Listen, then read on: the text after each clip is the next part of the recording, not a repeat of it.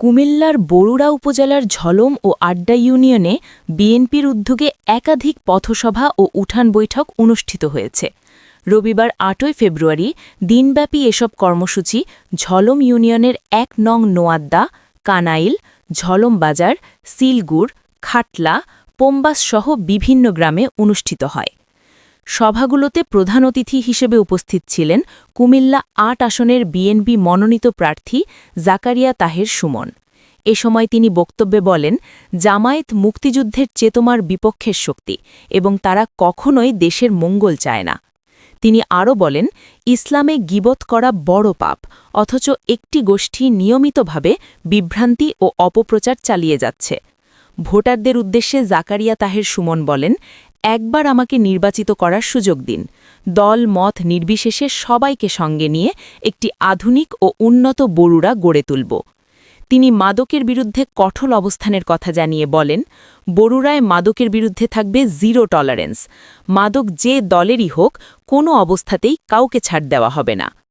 পথসভা ও উঠান বৈঠকগুলোতে বিএনপি ও অঙ্গ সংগঠনের স্থানীয় নেতাকর্মীসহ বিপুল সংখ্যক সাধারণ ভোটার উপস্থিত ছিলেন।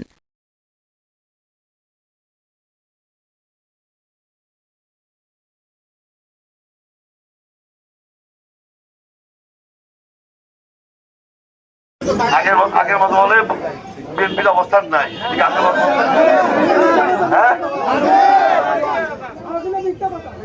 শুনেন, যুদ্ধ হইতেছে স্বাধীনতার পক্ষের শক্তি আর স্বাধীনতার বিরোধী শক্তি।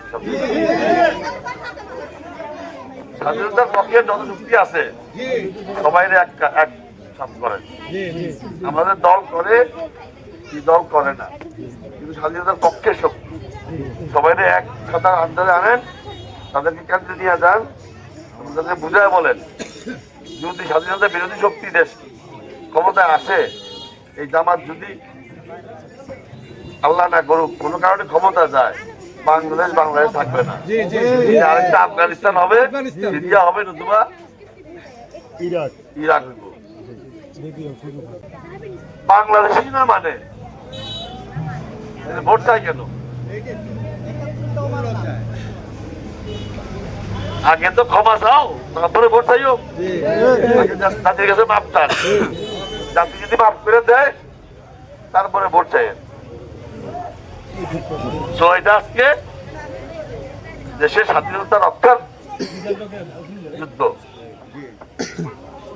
ওই তাদের বেহেশতের টিকিটের পাল্লায় বলেন না।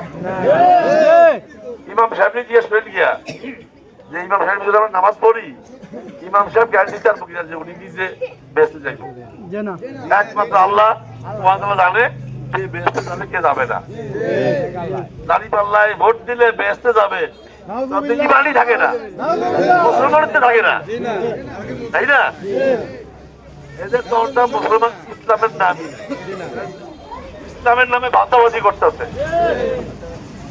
জামাতে ইসলামী দলে উপর লেভেলে যত নেতা আছে সব হলো ডাক্তার, লয়ার,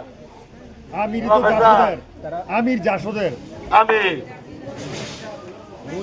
মাওলানা নাই, মুফতি নাই, অথচ অন্য অনেক ইসলামী দল আছে যেখানে সবাই মাওলানা, আলেম, মুফতি।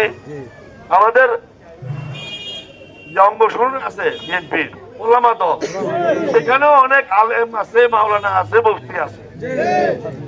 আপনারা দেখছেন মেঘনা টিভি, সত্যের সন্ধানে সবসময়।